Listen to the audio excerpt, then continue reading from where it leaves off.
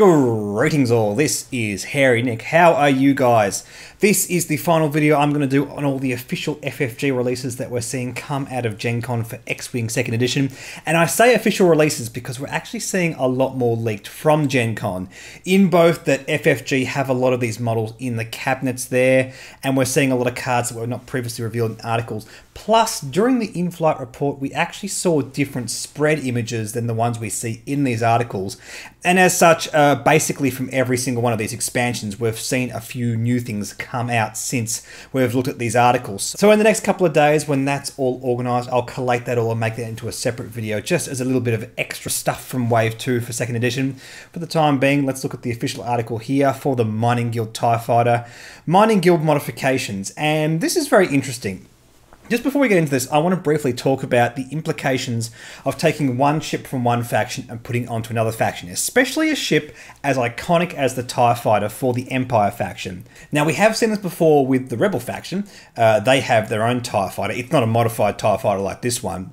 But it's very important that when we do this, we don't take a crucial element of what gives a faction its identity and essentially just give it to another faction. The TIE Fighter, especially moving into 2nd Edition, seems to really push a lot of what the Empire wants to do with swarms, with support, with these abilities which work really great with a lot of different ships. So it's very important that as we put it onto the Scum faction, we don't essentially get the same thing.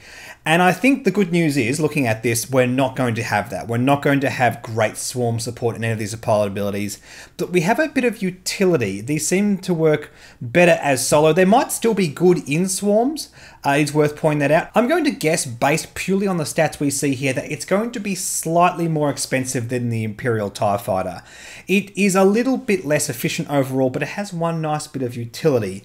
And we can see that here through having a look at the dial. It has lost the 4K and its 5 straight has become red. Apart from that, pretty stock standard TIE Fighter dial. A very good dial for the Scum faction, I must say. We don't usually get access to these kinds of things, but it is worse overall. It is worth knowing that.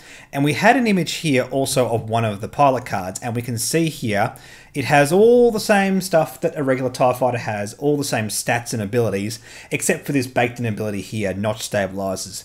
While you move, you ignore obstacles. And I think this is the key thing moving forward. This is the key thing that makes it different from an Imperial TIE Fighter. It's not going to be as efficient, but it's going to have a little bit of better utility. You could potentially fly it as a swarm, and you can move a swarm through a rock, which is really, really cool, especially with TIE Fighters. But I don't think it's going to be as super efficient as running it on the Empire, for example. It's going to be interesting to run that kind of stuff with other Scum ships. And yeah, hopefully moving forward, we don't just see a copy-paste idea of what we see on the Empire, and I don't think we will. I think what we have here is what we want to see on the Scum faction. So before anything, we'll just have a quick look at the spread. Now, it is worth noting, the article says that this comes with 5 upgrades. However, if we have a look at the quick build cards, we can see 7 different upgrades. So I don't know what's going on there. I really hope we don't start to see quick build cards with upgrades that don't come in the pack. That doesn't feel great to me. However, I will say in defense of FFG here that if it's upgrades that come in the core set, you're going to have them anyway, so that makes sense. So things like afterburners and hull upgrade, shield upgrade, maybe they're just having that as a given, which we can do on any quick build card. And that'd make a lot of sense, especially considering those modifications of flex slots to try and fill out the points. TIE Fighters in particular are very cheap, so it's very difficult to get them up to the 2-notch value. And you can see here how they've done that. They've added in a lot of modifications and expensive EPTs and that kind of stuff. So makes sense from that point of view. The upgrades we do have confirmed from this pack is Trick Shot and Static Discharge Vanes. These are already cards that we've seen in other packs, so I won't go into them here.